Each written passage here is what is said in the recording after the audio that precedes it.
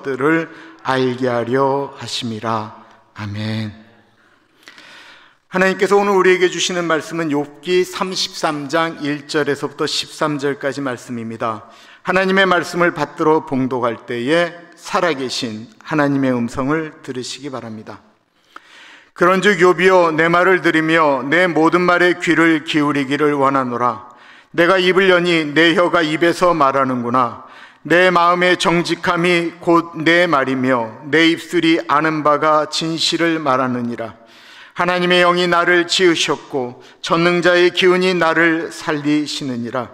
그대가 할 수 있거든 일어나서 내게 대답하고 내 앞에 진술하라.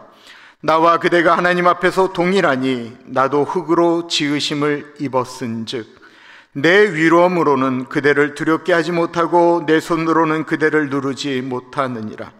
그대는 실로 내가 듣는 데서 말하였고 나는 그대의 말소리를 들었느니라. 이르기를 나는 깨끗하여 악인이 아니며 순전하고 불의가 없거늘 참으로 하나님이 나에게 잘못을 찾으시며 나를 자기의 원수로 여기사 내 발을 차고에 채우시고 나의 모든 것을 감시하신다 하였느니라. 내가 그대에게 대답하리라. 이 말에 그대가 의롭지 못하니 하나님은 사람보다 크심이니라. 하나님께서 사람의 말에 대답하지 않으신다 하여 어찌 하나님과 논쟁하겠느냐. 아멘. 오늘 이 말씀을 우리말 성경으로 제가 다시 한번 읽어볼게요. 이제 욥이여, 내 말을 듣고 내가 하는 모든 말에 귀 기울이시기 바랍니다. 보십시오.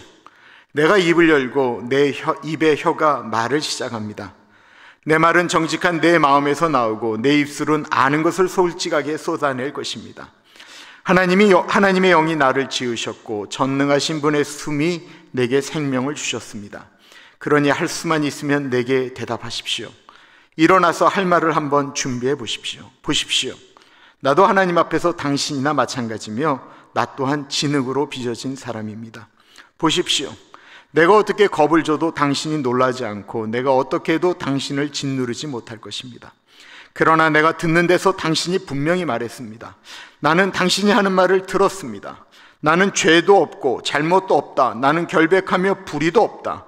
그런데 하나님께서 내게서 흠을 잡으시고 나를 당신의 원수로 여기신다. 그분이 내 발에 착오를 채우시고 내 모든 길을 가까이서 감시하신다고 하더군요. 보십시오. 내가 말하겠습니다. 이 점에 있어서 당신은 옳지 못합니다. 왜냐하면 하나님은 당신보다 크시기 때문입니다. 어찌하여 당신은 그분을 거역해 다툽니까? 하나님이 하시는 일을 굳이 설명하지 않으십니다. 혹시 재판정에 가보신 적이 있으세요? 저는 교통 티켓 받은 다음에 그거 깎아달라고 간 적이 있었어요. 간 적이 있는데 처음으로 제가 이제 판사 앞에 쓴 거예요. 그때가 12월 23일이었어요.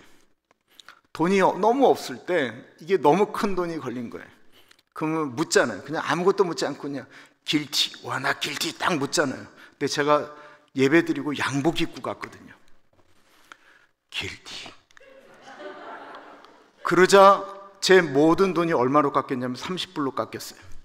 내가 그 얘기를 했더니 내 말을 안 믿었던 김모 씨 아들 모 성봉 집사님이 목사님이 영어를 못하기 때문에 그걸 10번에 나눠서 하는 거를 그렇게 들었던 것이다 라고 얘기를 했어요. 아니었어요.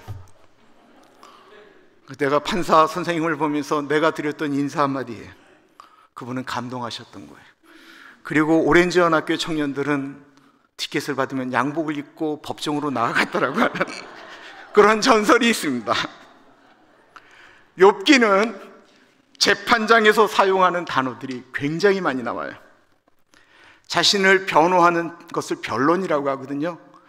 진짜 용어 자체로 변론된 용어들이 나옵니다. 그리고 소송을 의미하는, 서로 소송을 걸었다라고 하는 다툼의 용어도 나옵니다. 또한 법정에 나가면 변호사와 검사가 서로 증거를 가지고 싸우는 논쟁이라고 하는 단어도 나오게 됩니다. 그러므로 오늘 본문 말씀은 우리가 이렇게 생각하고 들으시면 참 좋을 것 같아요. 욥이 처음에는 친구들과 이야기할 때는 그냥 이런 데서 이야기하다가 나중에는 마치 법정에서 다투듯이 욥과 친구들이 다투기 시작했어요. 그들은 마치 법정 안에 들어가서 싸우듯이 욥이 죄가 있느냐 없느냐의 문제를 가지고 법적인 용어를 가지고 싸우기 시작했다라는 것입니다. 그래서 우리는 지금 욥을 재판하는 법정 안에 들어와 있다라고 생각하시고 오늘 본문을 보셔야 이해하기가 좀 쉬워요. 많은 사람들에게 존경을 받고 저분이라고 한다면 진짜 하나님의 사람이지 동방의 의인이라고 불렸던 욥이 한순간에 죄수가 되었습니다. 부자는 망해도 3년은 간다라고 하는데 욥은 한순간에 완전히 망했습니다. 망했을 뿐만 아니라 욥이 사랑하는 10명의 자식이 한날 갑자기 죽게 되었습니다. 그래도 욥은 하나님을 원망하지 않았는데 그의 몸에 온몸이 썩어 들어가는 질병이 들어오기 시작했습니다. 그 이야기를 들은 욥의 세 친구가 멀리서 찾아왔지요. 그들은 욥의 상태를 보고 기가 막혔습니다. 이들은 모두 똑똑한 사람들입니다. 그들은 분석하는 걸 좋아해요. 그래서 욥이 이렇게 한 번에 망하고 이런 저주를 받은 원인이 무엇일까? 원인을 분석하기 시작했습니다. 그리고 그들은 한 가지 결론에 도달하게 되는데 그것은 바로 욥이 지은 죄 때문이다라는 것입니다. 인과응보. 이들은 욥이 큰 죄를 지어서 그렇게 망하게 되고 병이 걸렸다라고 생각을 했습니다. 이들은 욥의 과거를 추적하기 시작했습니다. 욥이 지을 만한 모든 죄를 샅샅이 뒤지기 시작했습니다. 욥이 저렇게 된 이유는 돈 좀 번 다음에 바빠서 예배를 드리지 않았기 때문이 아닐까? 욥이 혹시 우리가 모르는 딴 살림을 차린 것은 아닐까? 딴 여자를 만나고 있는 것은 아니었을까? 사람들 눈에는 착한 것 같고 하나님 잘 섬기는 것 같지만 뒤로는 분명히 사람들을 갈취하였던 악한 짓을 저지른 것은 아닐까? 아니면 하나님의 돈을 떼먹은 것이 아닐까? 욥의 친구들은 욥이 과거에 큰 죄를 지었기 때문에 욥이 저렇게 지금 고통당한다라고 생각하자 욥을 신문하기 시작했습니다. 어느새 동방의 의인이라고 불렸던 욥은 친구들에게 죄수의 신분처럼 취조당하고 있었습니다. 욥, 자네 인정하여야 이 감옥 안에서 나올 수가 있다네. 자네가 지은 죄를 인정해야 돼.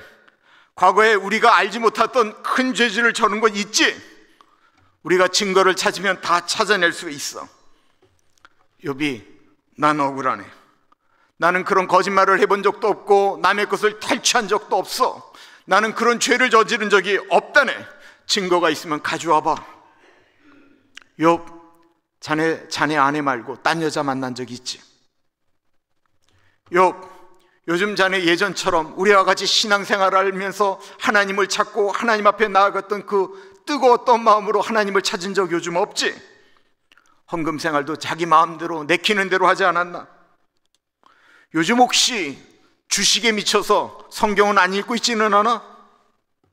그리고 주식에 손을 대서 돈을 잃은 다음에 공금에 손댄 적은 없는가? 이런 이야기에 욥이 화가 나기 시작했습니다.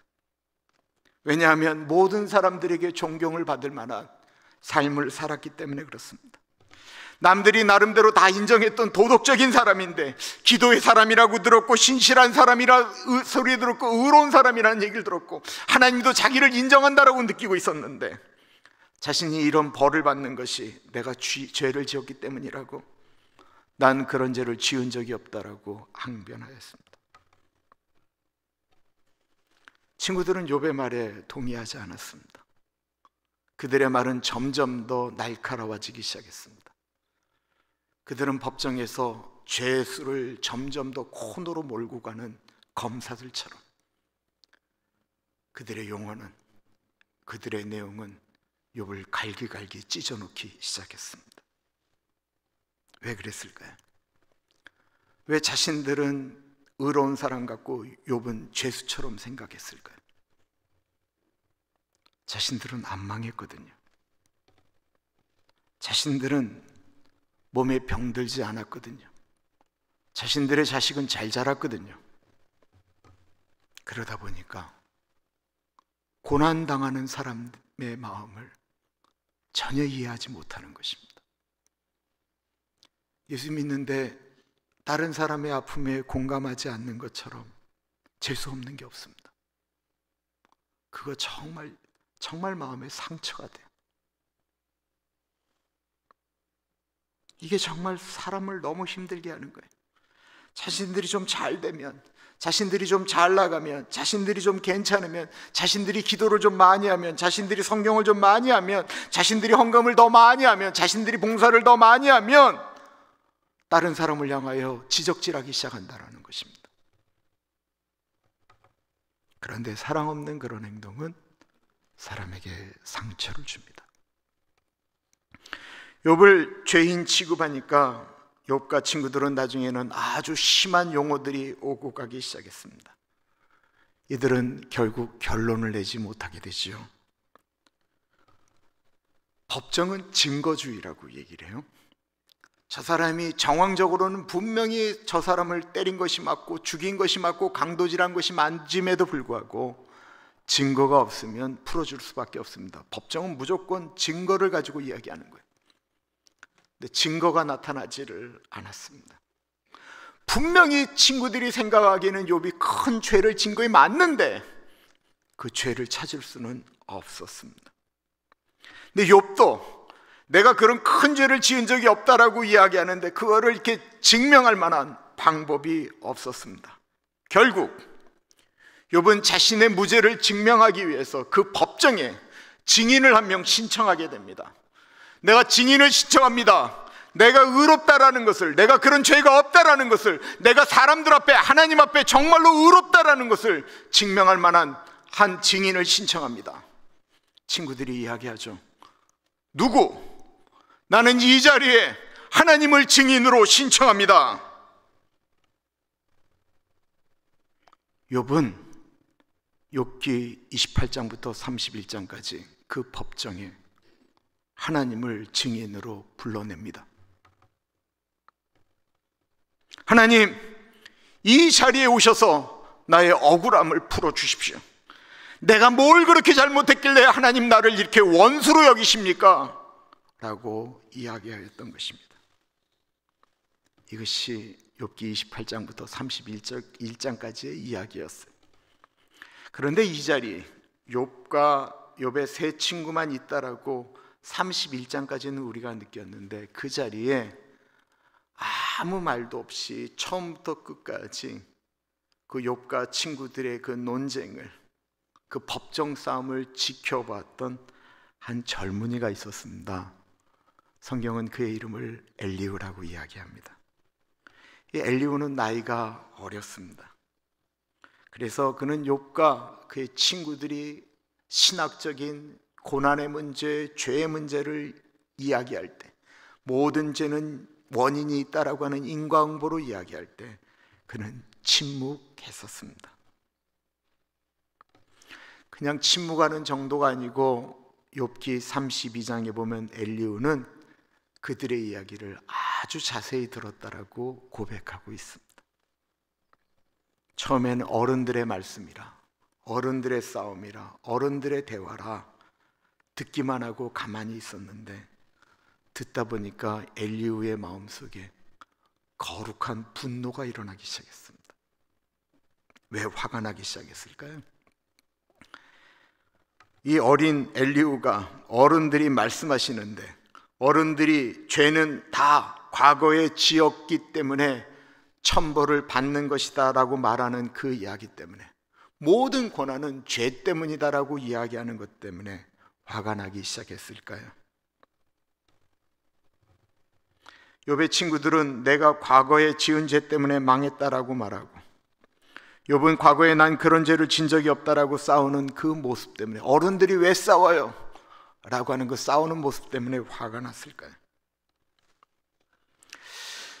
엘리후의 이야기를 계속 보시면 엘리후는 고난의 문제를 무조건 과거의 죄 때문이다라고 해석하지 않습니다. 그렇다고 한다면 엘리후는 자신이 정답을 알고 있고 어른들이 잘못된 것 같고 싸우고 있기 때문에 화가 나고 있는 것일까요?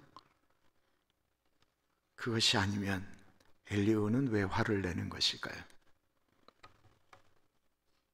그것은 서로 이야기가 안 되니까 욥과 친구들이 그 법정에 하나님을 증인으로 요청하면서부터였습니다. 하나님 보고 증명해달라고 이야기하는 그 얘기 때문에 엘리후가 이야기하기 시작하는데, 오늘 본문을 자세히 보면 엘리후는 하나님 대신 그 법정에 하나님을 변론하기 위하여 온 변호사와 같습니다. 엘리후는 지금 변호사가 돼서 하나님 편에 서서 이야기하고 있는 거예요. 마치 이렇게 이야기하고 있는 것 같습니다. 당신들이 지금 하나님을 증인으로 요청하니 나는 변호사로서 하나님을 대신해서 이 법정에 왔습니다. 하나님은 지금 이 자리에 내려올 시간이 없으세요. 다른 일로 너무 바쁘시기 때문에 그렇습니다. 그러니 제가 하나님을 대신해서 여러분들에게 이야기하겠습니다. 이 엘리후가 하나님을 변론할 정도가 되니까 얼마나 성경을 많이 아는 사람일까요? 얼마나 경험이 많은 사람일까요? 그런데 그게 아니었어요. 엘리후는 나이도 어렸고 경험도 없는 그냥 보통 어린아이와 같은 사람인데, 갓 변호사 된 지 얼마 안 되는 사람인데, 그런데 이 엘리후의 말이 날카로웠습니다. 그의 말이 얼마나 옳은지 욥도 친구들도 입을 닫았다라고 이야기하고 있습니다. 왜 그럴까요? 이제 엘리후의 변론을 보십시오. 1절부터입니다.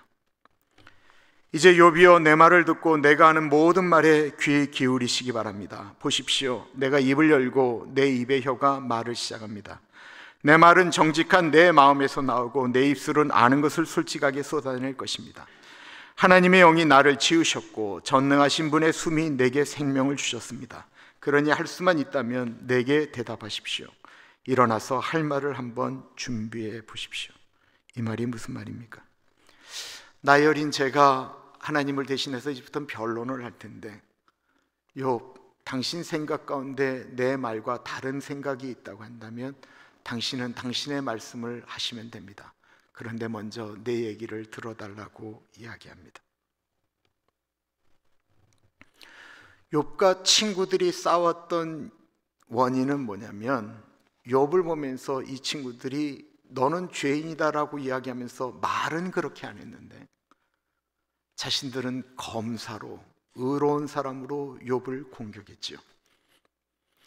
욥은 그들보다 더 깨끗하게 산 것 같은데 괜히 자기가 죄인이 된 것처럼 그들의 얘기에 갈등하고 아파할 수밖에 없었습니다. 그런데 이 엘리후가 이야기를 하기 시작하자 욥은 마치 무장해제가 된 것처럼 이 엘리후의 얘기를 끝까지 듣게 됩니다. 왜 그랬을까요? 6, 7절입니다. 나와 그대가 하나님 앞에서 동일하니 나도 흙으로 지으심을 입었은즉 내 위엄으로는 그대를 두렵게 하지 못하고 내 손으로는 그대를 누르지 못하느니라. 6절에 하나님 앞에서 당신과 나는 동일한 사람입니다. 당신도 나도 다 흙으로 만들어졌습니다. 즉 엘리후는 내가 의로워서 죄인인 당신한테 얘기하는 것이 아니고 하나님 앞에 당신이나 나나 다 똑같은 사람인데, 더군다나 내가 나이도 어리고 경험도 일천하기 때문에 내가 무슨 얘기로 당신을 누르겠습니까? 저는 그런 것 없습니다. 그러니 내 말을 그냥 좀 들어주십시오 라고 이야기했던 것입니다. 이 얼마나 멋진 접근 방법이에요. 사람들이 사람을 불편하게 하는 것은 내가 너보다 낫다라고 하는 마음으로 나아갈 때 불편하거든요. 근데 엘리후는 그렇게 얘기하지 않았어요. 엘리후가 언급한 욥의 이야기가 무엇입니까? 8절부터 보세요. 그러나 내가 듣는 데에서 당신이 분명히 말했습니다. 들은 거를 얘기했다라는 거예요. 정확히 증거주의를 갖고 이야기하는 거예요. 나는 당신이 하는 말을 들었습니다. 나는 죄도 없고 잘못도 없고 나는 결백하며 불의도 없다. 그런데 하나님께서 내게서 흠을 잡으시고 나를 당신의 원수로 여기신다. 그분이 내 발에 착오를 채우시고 내 모든 길을 가까이서 감시하신다고 하더군요. 엘리후도 욥의 친구들이 욥에게 했던 말을 가지고 공격했던 것처럼 욥을 지금 공격하려고 하는 것일까요? 엘리후는 욥이 지금 당한 고난의 원인을 이야기하고 있는 것이 아닙니다. 욥이 과거에 했던 어떤 행동을 이야기하는 것이 아닙니다. 그렇다고 욥이 했던 말에 말꼬리를 잡으려고 하는 것도 아니에요. 엘리후가 지금 분노하면서 이야기하고 싶은 것은 욥이 이야기하였던 하나님에 대한 이야기를 하고 싶은 것입니다. 살아계신 하나님. 엘리후가 화가 났던 것은 사람이 어줍지 않게 하나님을 안다라고 이야기하는 욥이 내가 하나님을 안다라고 말했던 그 모습을 이야기하고 있는 것입니다. 하나님 내려오라고 이야기할 정도로 내가 하나님을 잘 안다라고 이야기하는 것. 가끔 이런 분들의 이야기를 듣습니다. 주일날 어디 놀러 가실래기 예배를 빠졌습니다. 주일날 골프 칠래기 예배를 빠졌습니다. 그리고 하는 말이 우리 하나님이 교회 한번 빠졌다라고 우리한테 뭐라고 하실 분이냐라고 말하는 것입니다. 그렇게 이야기할 수 있지만 해서는 안 되는 얘기가 있어요. 본인이 그만큼 하나님을 잘 알아요? 하나님이 우리가 어디 갔다라고 해서 우리를 때리는 분이 아닌 거는 분명히 맞아요. 그런데 그가 하나님을 그 정도로 아느냐는 말이에요. 그 정도 마음 갖고 그가 구원받을 수 있을까요? 그 정도로 자기 기분에 따라서 하나님을 판단하는 사람이 어떻게 하나님을 알겠어요? 그냥 일이 있어서 내가 이것이 너무 좋아서 그냥 갔다라고 하면 되는데 하나님이 그런 분은 아니다라고 본인이 정의할 정도로 하나님을 아느냐는 것입니다. 욥이 하나님을 증인으로 신청한 이유는 반대로 내가 기도를 많이 하였기 때문에 하나님의 뜻을 내가 안다라고 생각했기 때문에 그러니까 이렇게 행동하는 거예요. 그러니까 하나님 내려오라라는 거예요. 이 법정에 서서 나에 대해서 증언하라라는 거예요. 자기가 하나님을 잘 안다라는 거예요. 엘리후가 무엇 때문에 화가 났을까요? 10절에 욥이 이렇게 이야기하는 겁니다. 왜 하나님 나를 원수처럼 대하십니까? 왜 하나님이 나를 원수로 생각하십니까? 왜 원수로 생각하셔서 발에 착오를 채우시고 감시하십니까? 라고 하는 말이었습니다. 이 말에 대해서 엘리후가 하나님에 대해서 변론하는 것입니다.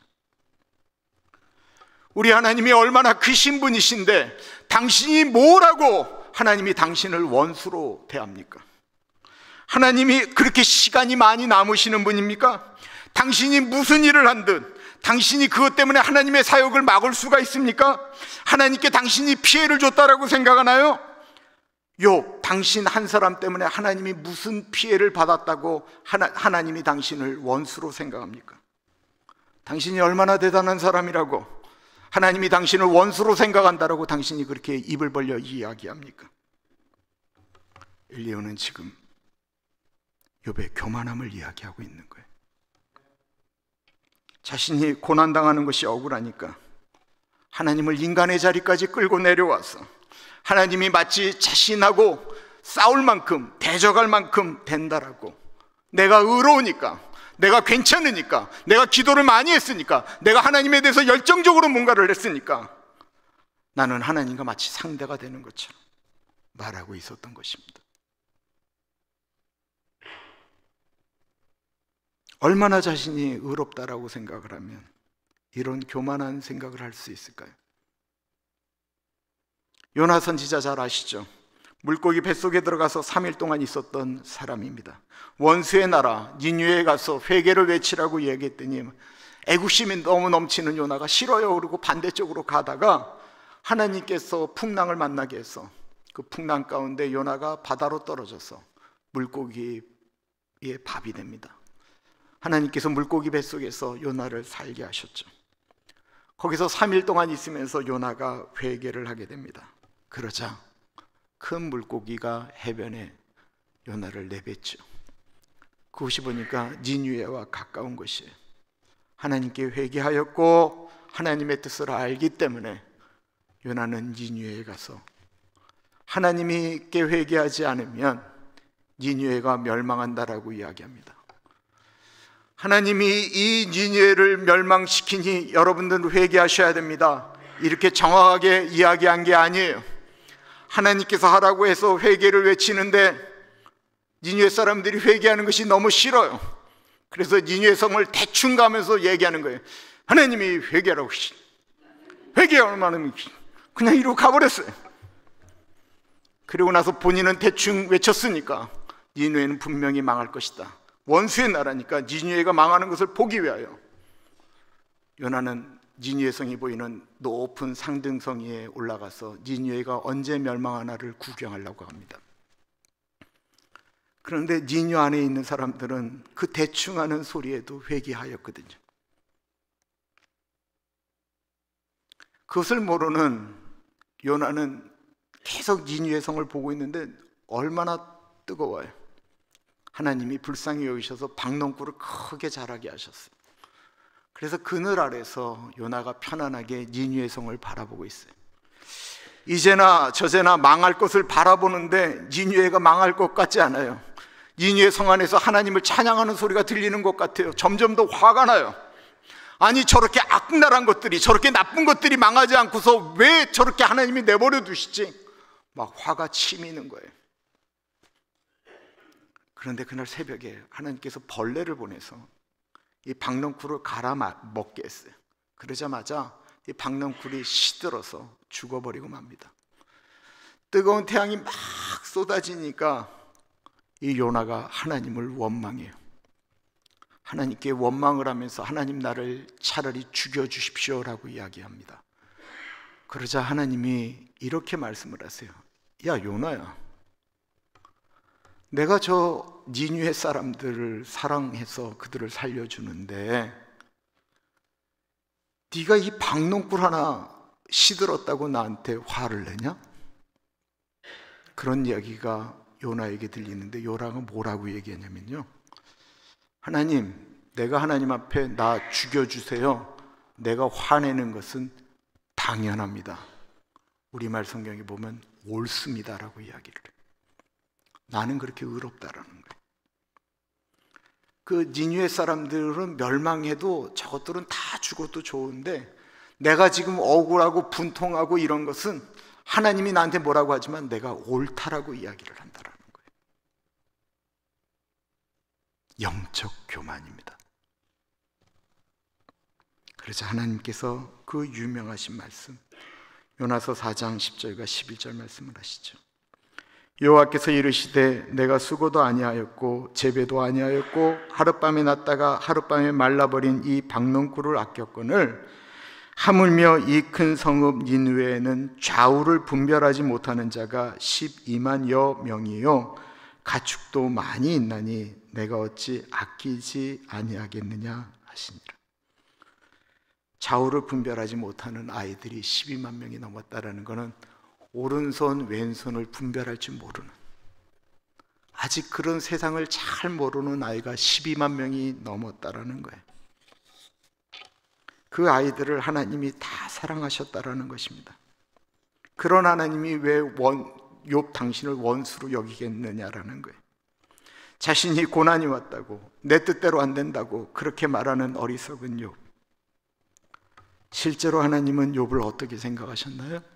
욥기 1장에 보면 사단에게 나의 종 욥을 주목하여 보냐라고 하면서 자랑했던 아들인데, 욥은 그런 건 전혀 모르기 때문에 하나님이 나를 원수로 생각한다라고 이야기했다라는 것입니다. 거기에 엘리후가 말을 더합니다. 13절입니다. 하나님께서 사람의 말에 대답하지 않으신다 하여 어찌 하나님과 논쟁하겠느냐. 무슨 말이에요? 욥, 당신이 얼마나 대단한 사람이기에 당신이 하나님께 질문하면 하나님은 무조건 당신의 말에 대답을 해야 됩니까? 당신이 뭐 그렇게 대단한 사람이라고? 당신이 종에게 명령하면 종이 이리 오고 저리 오듯이 당신이 하나님께 이야기하면 하나님이 일일이 당신의 말에 다 대답을 해야 된다는 말입니까? 당신이 그렇게 대단한 사람입니까?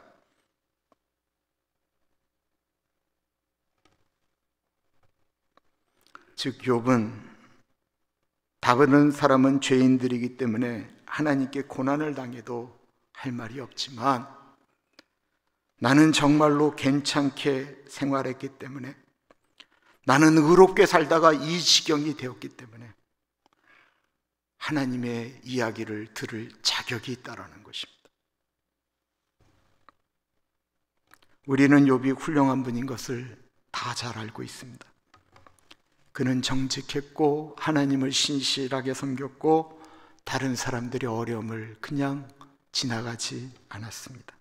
그렇다고, 그렇게 했다고 그가 하나님께 이 자리에 내려와 보라고, 내가 이야기하면 대답하시라고 말할 수 있는 존재는 아니다라는 것입니다.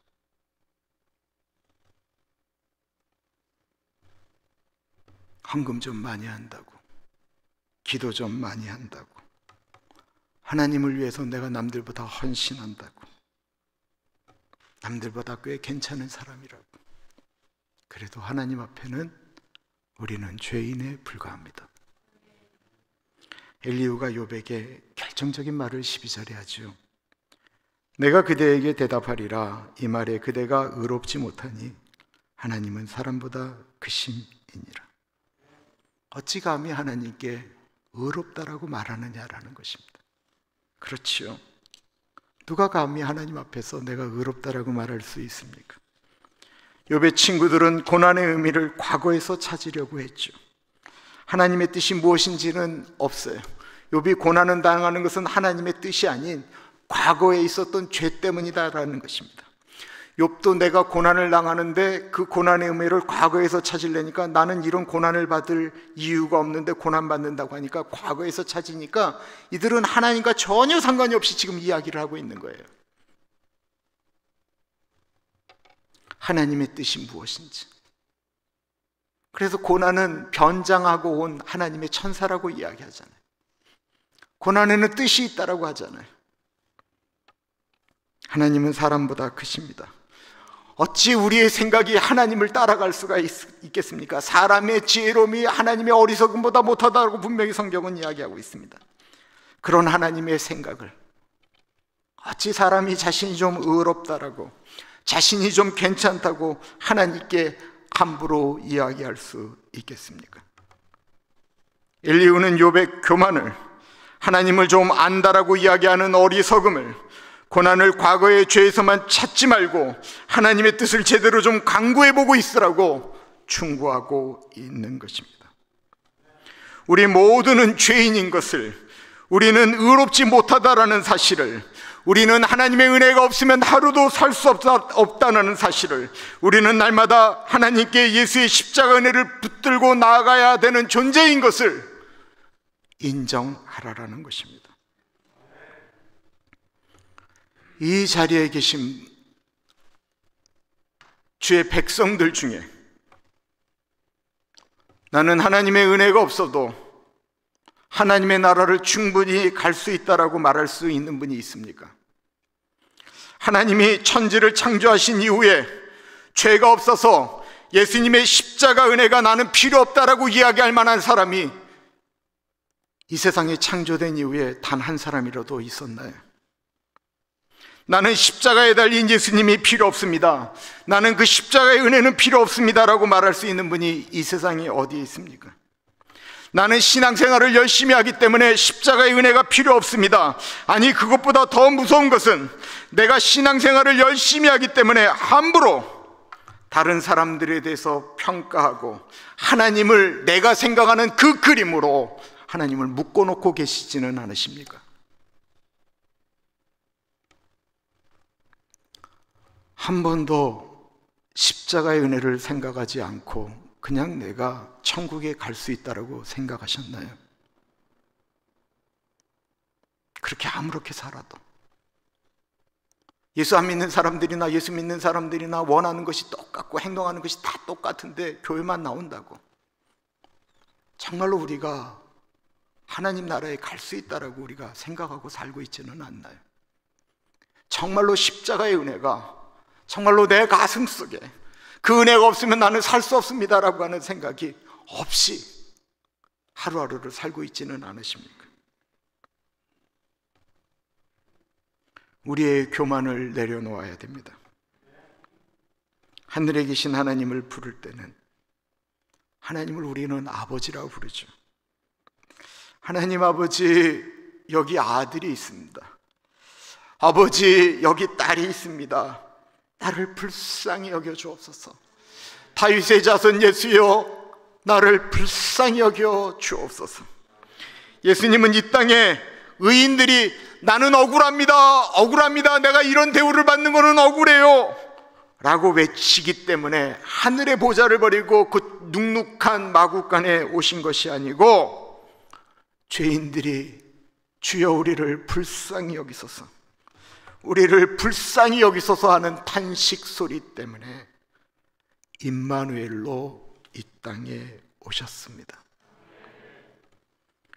우리를 불쌍히 여기소서, 주님 나를 불쌍히 여기소서, 매일매일의 고백이 되어지는 우리들이 되기를 축원합니다. 기도합니다. 참으로 존귀하신 하나님 아버지, 이 자리에 자신이 의로워서 이 자리에 있는 사람이 어디 있겠습니까? 우리 모두는 다 하나님의 은혜로 이 자리에 있음을 고백합니다. 하나님 손 놓고는 단 하루도 살 수 없는 광야에 사는 존재들인 것을 고백합니다. 혹이나 다른 사람들의 잘못을 보면서 나는 저들보다 낫지 않은 교만함이 우리에게 있을까 두렵습니다. 도리어 예수님처럼 저들을 용서하여 주십시오 라고 이야기하며 나의 죄로 여기며 아파하는 마음을 우리에게 허락하여 주옵소서. 이 성탄의 절기에 예수님이 의로운 사람들을 위하여 온 것이 아닌 나 같은 죄인을 위하여 왔다라고 하는 사실이 더 절절히 우리 가슴 속에 새겨지기를 기도합니다.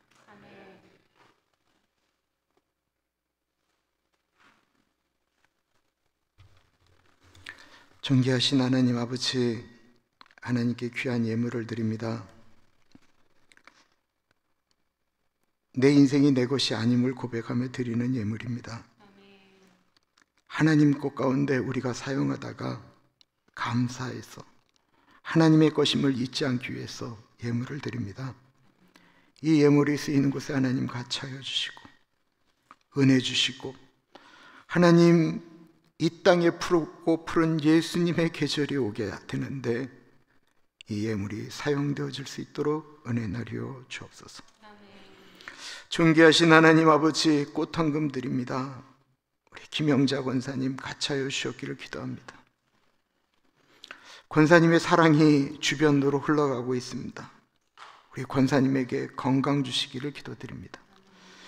우리 에릭 형제, 수자매, 현이 형제, 사라자매 같이 하여 주시고, 우리 올리비아와 제이콥과 엘리자베스와 노아와 리콜라스와 마리 가운데 같이 하여 주셔서 아이들이 이제 성년이 되어가는데 만남의 축복을 주옵소서. 우리 양종식 집사님, 양복성 권사님 같이 하여 주십시오. 우리 집사님 강건하게 하여 주옵소서. 두 분의 믿음을 기억하여 주옵소서. 하나님 붙드는 삶 가운데 같이 하여 주옵소서. 품고 갔던 우리 아셀, 갈렙, 조나 가운데 같이 하여 주셔서 아이들의 인생이 우리 할머니, 할아버지 덕분에 내가 이만큼 왔습니다 고백할 수 있도록 은혜 나리여 주옵소서. 우리 케일럽, 한국에서 왔습니다. 한국의 문화를 경험했고 미국에서 문화 가운데 자랐습니다. 케일럽이 한국과 미국을 잘 다리 놓는 인생을 살아갈 수 있도록 우리 케일럽을 축복하여 주시고, 엄마 아빠 그렇게 기도하셨는데 하나님 우리 케일럽에게 믿음의 사람을 붙여주셔서 성년으로 나아가는 그 길에 하나님의 은총이 있기를 기도합니다. 참으로 존귀하신 예수님 이름으로 기도드립니다. 아멘. 우리 그 자리에서 일어나겠습니다.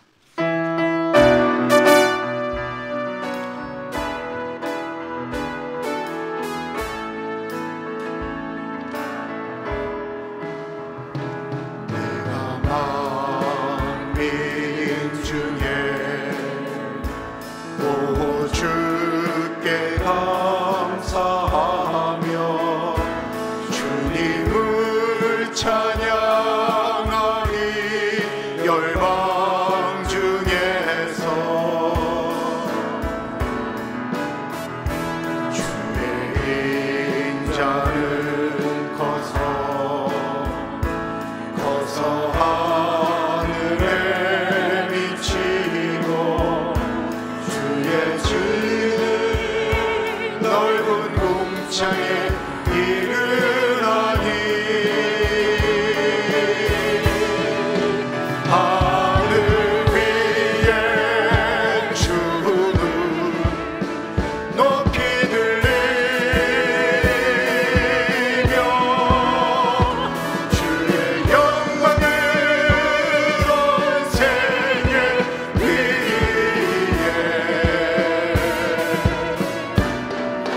하늘 위에 주는 높이 들리며 주의 영광을 온 세계 위에 내가 만민 중에 오 주께 감사하며 주님을 찬양하리 열방 중에서 주의 인자는 커서 하늘에 미치고 주의 진리는 넓은 궁창에 이르나니 하늘 위에 주는 높이 들리며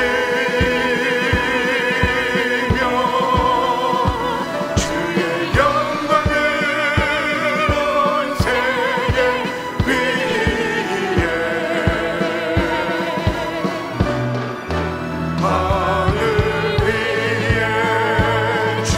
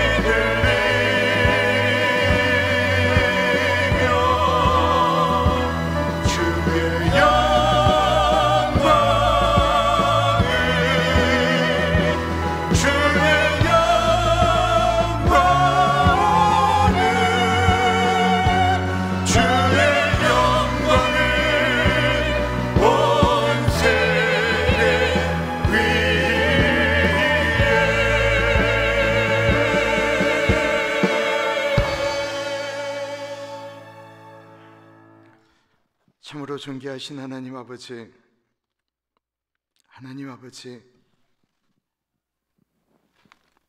하늘의 영광을 버리고 이 땅에 내려오신 예수 그리스도의 그 마구간의 사랑이 하나님 아버지 우리들의 마음을 적십니다. 앞으로 보나 뒤로 보나 좌우로 보나 우리의 인생을 보면 의로운 것 같고 정직한 것 같고 괜찮은 것 같은데 우리의 내면을 보면 얼마나 그렇게 미운 사람이 많은지, 얼마나 그렇게 말하고 싶지 않은지, 내 욕심을 위하여는 하루 종일 성을 쌓아도 좋은데 다른 사람을 위해서는 왜 이렇게 인색한지, 하나님 그런 우리를 보면 하나님의 은혜가 아니고서는 주님 살 수 없습니다 고백하게 됩니다. 하나님 아버지, 주님 앞에 살려주십시오. 주님 도와주십시오. 우리를 좀 불쌍히 여겨 주옵소서. 하나님 아버지, 그렇게 고백하며 하나님 의지하고 살아가는 한 주 되게 하여 주옵소서. 귀하신 하나님 아버지, 우리 사랑하는 어르신들 붙잡아 주옵소서. 강건하게 사시다가 하나님 아버지 부르실 때는 잠든 듯 돌아가실 수 있는 은혜를 주옵소서. 암에 걸리지 않게 하여 주시고, 치매에 걸리지 않게 하여 주시고, 중풍 걸리지 않게 하여 주옵소서. 예수 그리스도의 의로운 해가 떠올라서 치료하는 광선을 바라리니 저가 외양간에서 나오고 송아지처럼 뛴다고 말씀하셨던 그 하나님의 은혜가 흘러가게 하여 주옵소서. 하나님, 우리 젊은이들은 꿈꾸게 하여 주옵소서. 하는 일들을 통하여 나 자신만을 위한 것이 아니고 이 땅에 푸르고 푸른 예수의 계절이 오게 하는데 하나님 나를 사용하여 주옵소서라고 하며 하나님 그 일을 감당하게 하시고, 지혜가 부족할 것 때는 후히 주시고 꾸짖지 아니하시는 하나님께 구할 수 있는 은혜를 허락하여 주시기를 기도드립니다. 하나님, 12월입니다. 올해도 저물어 갑니다. 이 마무리를 하나님 의지하고 하나님 뜻 붙들고, 하나님, 제가 이 한 주간이라도 말씀 가운데 하나님 붙들고 살아가겠습니다 고백하는 사랑하는 주의 백성들 머리 위에, 지금은 우리 주 예수 그리스도의 은혜와 우리를 너무나도 사랑하셔서 하나밖에 없는 아들을 넉넉하게 보내주신 하나님 아버지의 감당할 수 없는 그 크신 사랑하심과 성령 하나님의 감화감동 역사 충만 교통하심의 놀라운 은혜가, 하나님의 은혜가 필요합니다.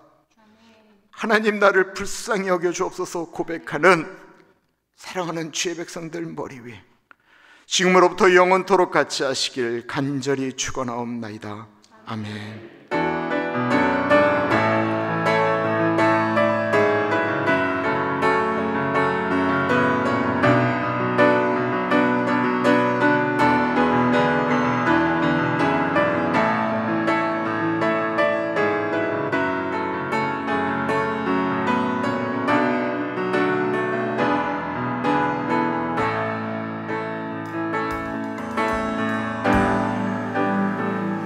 하나님